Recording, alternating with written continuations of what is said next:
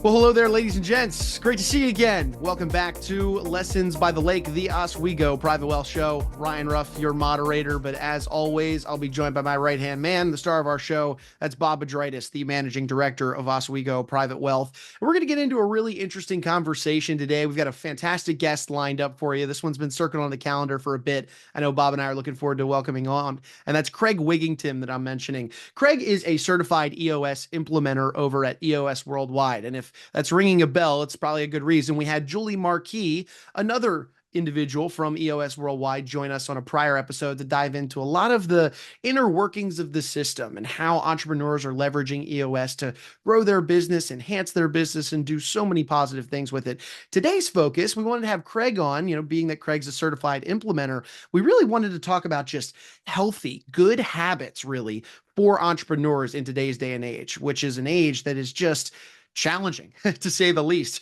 come with issues popping up from so many different directions for a business owner in today's climate. So today's episode entitled Good Habits for Entrepreneurs, we're going to be jumping into that with Craig. But before we bring Craig out, let's go ahead and say hi to the man of the hour. Bob, good to see you today. How you doing, sir?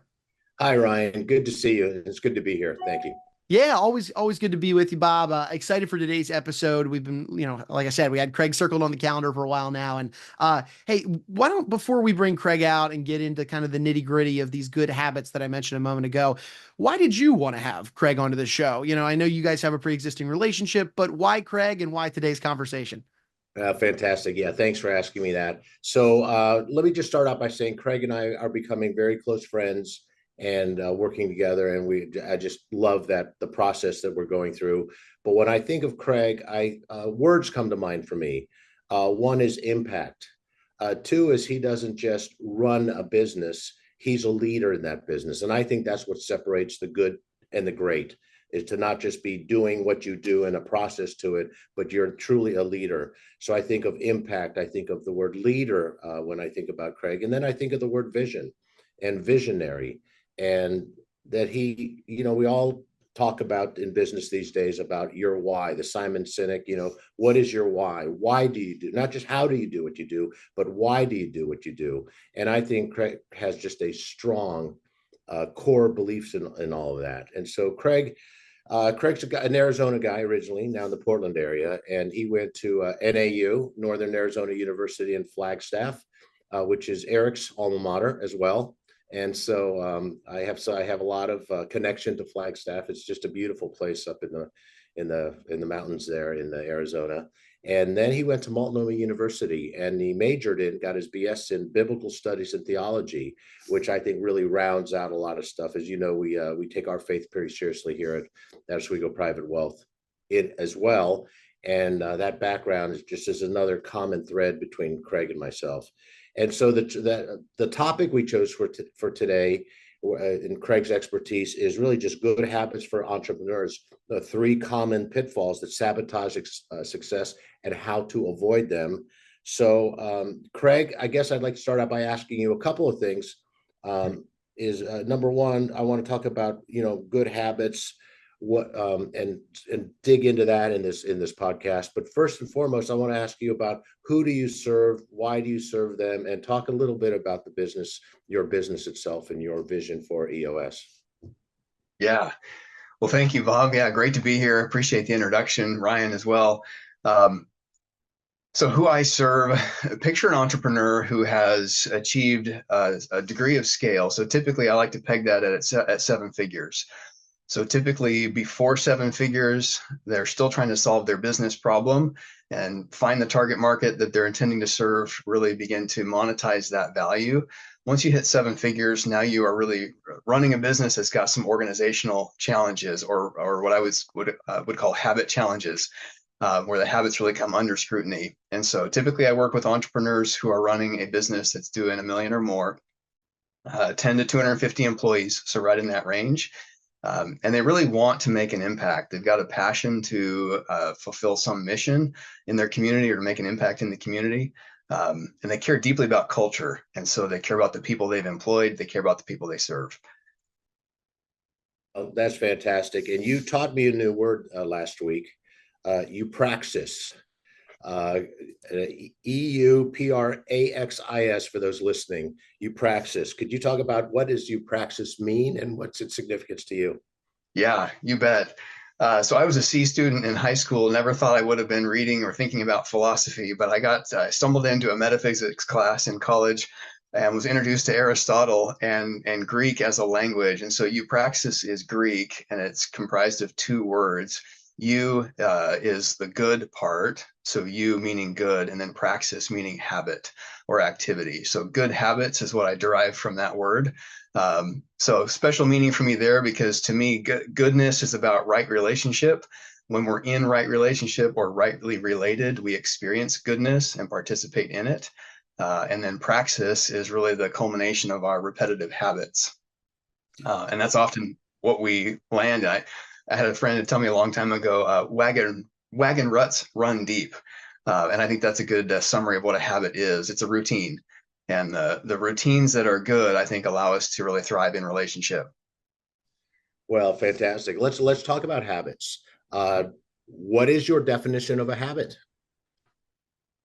Yeah, I would say I think routine comes to mind. I think that's the most functional definition for me.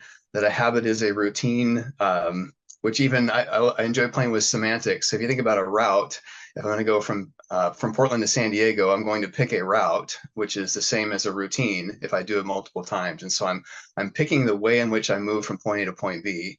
And often there's some reasons involved, whether it's efficiency or benefit. But I would say a routine is probably the simplest definition of a habit, something that I do habitually or repetitively.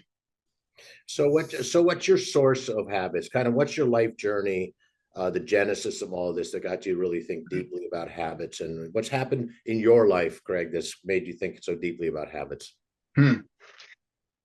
Yeah, good question. Probably some significant events. I had some strong male mentors in high school that asked me some great questions. I remember showing up late to a meeting, and I probably gave some smart aleck response, and a mentor said, "Craig, you'll always make time for what's important."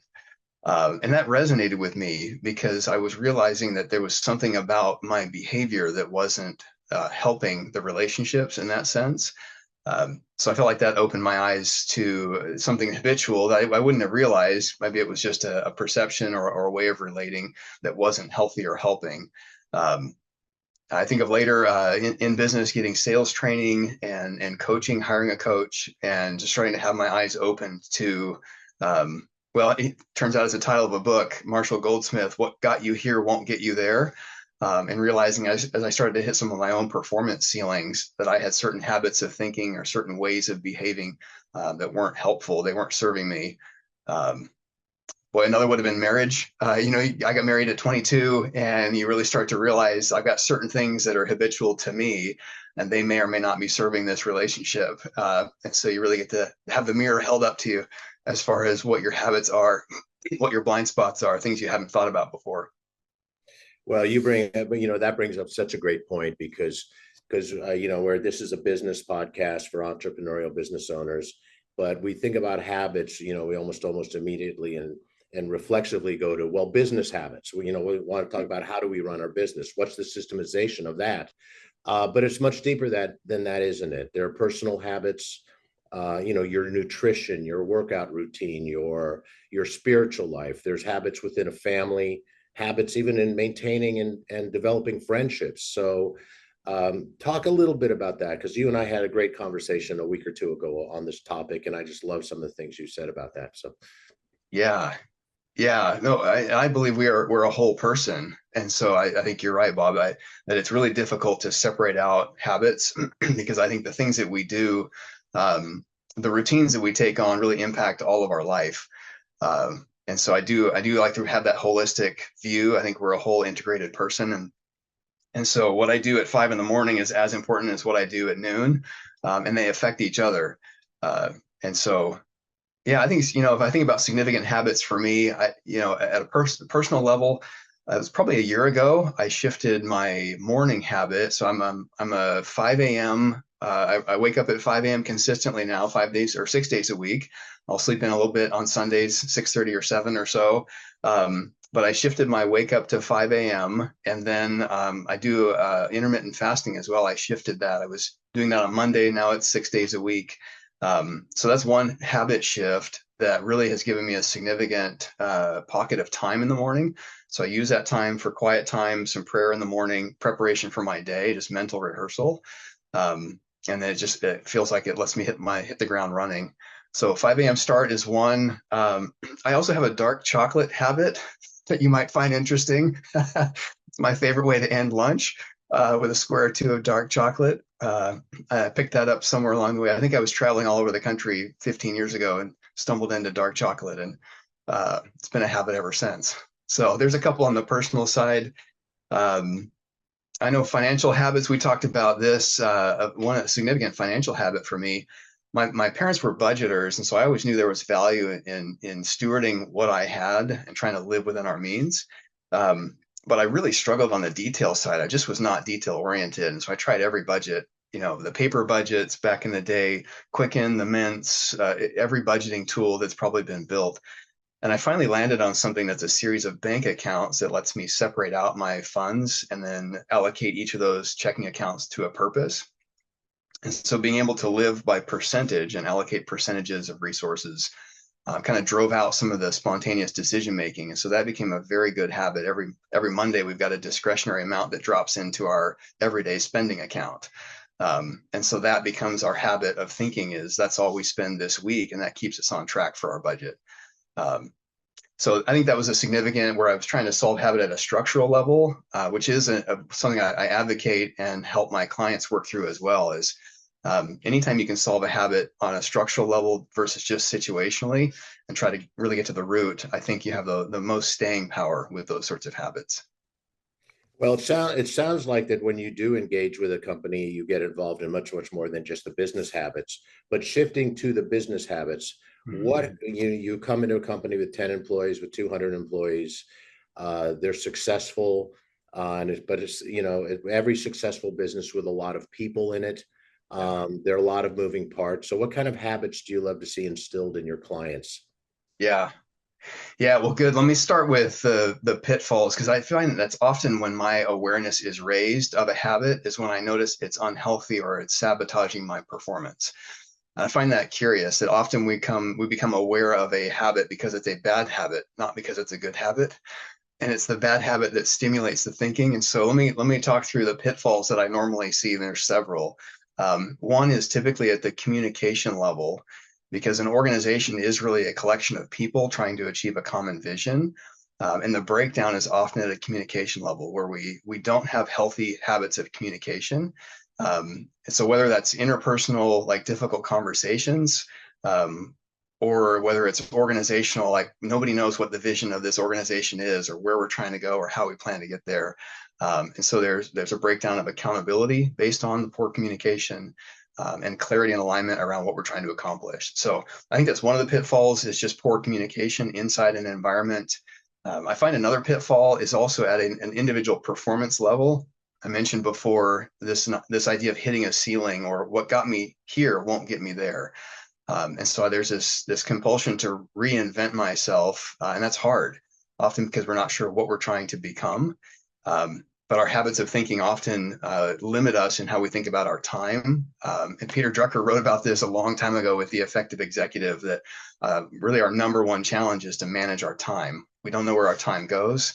We often are just kind of frittering it away, and it's not being used for our highest and best contribution.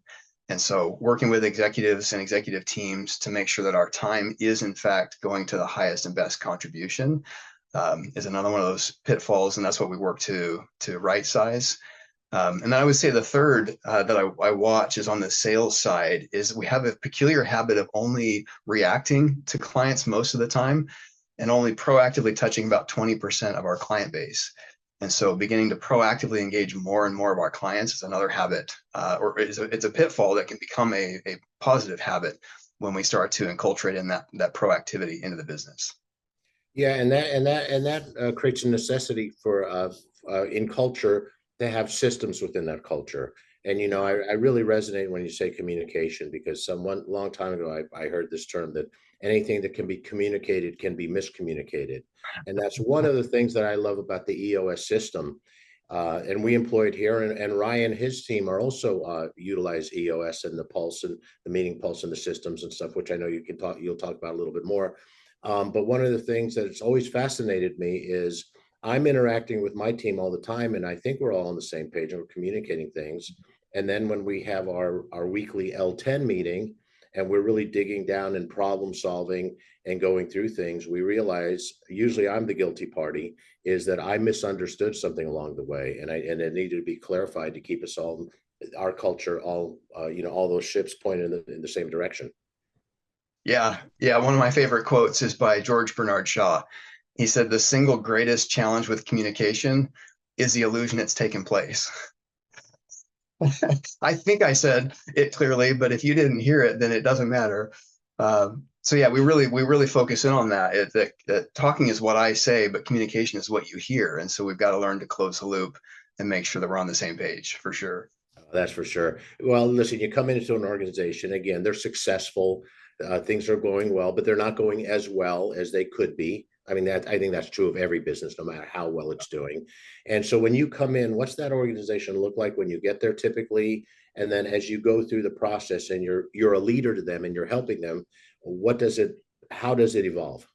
Yeah, yeah.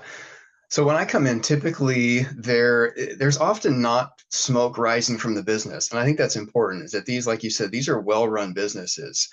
Typically the primary symptom is growth. And so growth brings a level of complexity. Often what the entrepreneur and the leadership team in particular are starting to digest is a kind of complexity that they're not used to. The business used to be simple. I used to feel like I was in control. I'd take a couple of weeks off, or I could at least step away and I knew somebody else had it. And now there's this complexity that just keeps me on my toes. It keeps me up at night. I'm watching my balance sheet. I'm watching my cash flow.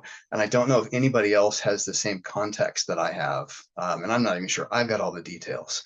And so that's typically the symptom, and it starts to look like a time pressure. I don't know where the time is going. I'm not sure, we're working a lot. It also comes with what one of my clients said, we have a lot of and positions. I'm the director of finance and I'm project manager. And so there's a lot of duplication of roles, a lot of confusion around accountability. Like who owns marketing? And often you'll have a couple people looking at each other like, well, we all kind of work on it. So that's often what it looks and feels like when we come in. Again, well-run companies, but they're digesting growth that breeds a complexity they just haven't tackled yet. So then what it starts to look like is really driving a level of simplicity into the business. So simplifying the communication, simplifying the priorities, clarifying the vision, simplifying roles and responsibilities. We also start to really work on the art and skill of delegation. And that often requires a set of tools. Delegation is harder than most people realize because it's not just intuitive. There's a kind of a series or a system of communication tools that are needed to make delegation successful, especially to replicate delegation. You know, I've got clients when they started to get into the hundreds of employees, you have layers of management now.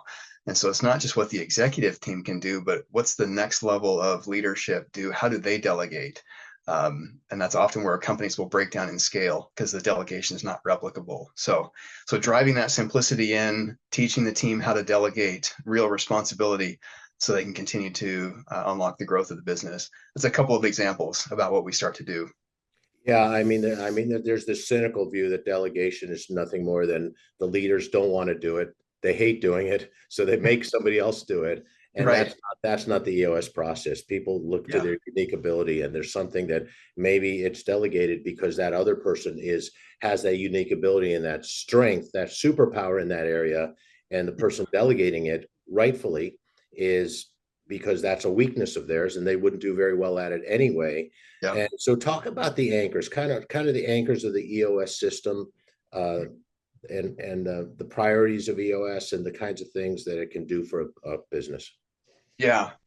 Yeah, well, I would say one is a meeting pulse. And I know we've mentioned that already, just the idea of coming together at some regular interval to stay accountable, to get reconnected, to clarify priorities, to confirm if things were done or not done. So driving accountability at that level. So a meeting pulse is really important because, again, an organization is simply a group of humans. It's human energy that we're trying to harness to move from point A to point B. And so you need a handful of things to move a group of people from point A to point B. One is clarity around what point B is, right? So where are we going? And the other is management of point A. And so that's your roles and responsibilities. That's going to be clarity around what we would call a scorecard, managing those measures that really keep the business going. And then you got to build the future, right? You have to build point B, and that's where we want to go. And so we call those rocks, setting rocks, making sure that we're driving the business toward that future. And then how do you stay accountable to actually build the future? Well, that's the meeting pulse. Again, you got to come back to some way of connecting to stay accountable to that journey. So all of that's involved when we start to really get in and rework the organizational habits around the future.